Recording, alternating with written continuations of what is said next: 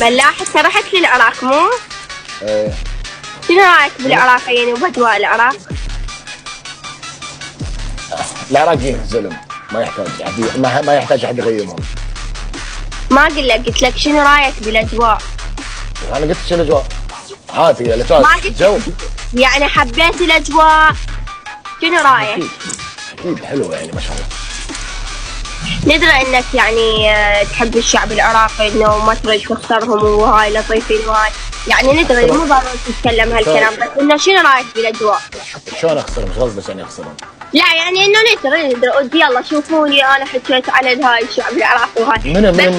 من قالت؟ انت سالتني سؤال قلت لي ايش رايك بالشعب العراقي؟ انا احسب قلت لك ايش رايك بالاجواء؟ ثاني شيء ثاني شيء حتى لو شعب العراق ما بيخسرهم على قولتك، على الاقل الحمد لله لك يا رب.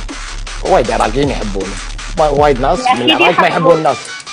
اي اكيد يحبوك، احنا هم نحبك، ما نحبك وما ندز لك قف عليك حبيبي. اي دير بالك تزعل بيتهم، لانه اذا زعلت بيتهم يعصبون. مو كل واحده قالت صارت بنت، عادي بنت ما تمثل الدوله. لا هو ما كل شخص كل انسان يمثل نفسه، بس انت تعرف العراقيين كلهم غيره، اهل الغيره قليل سلم.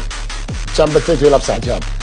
لا ايش دخل الحجاب بعمره وحياته ما قيد امراه، والرجال لو رجال ما يفتح بس بالاساس.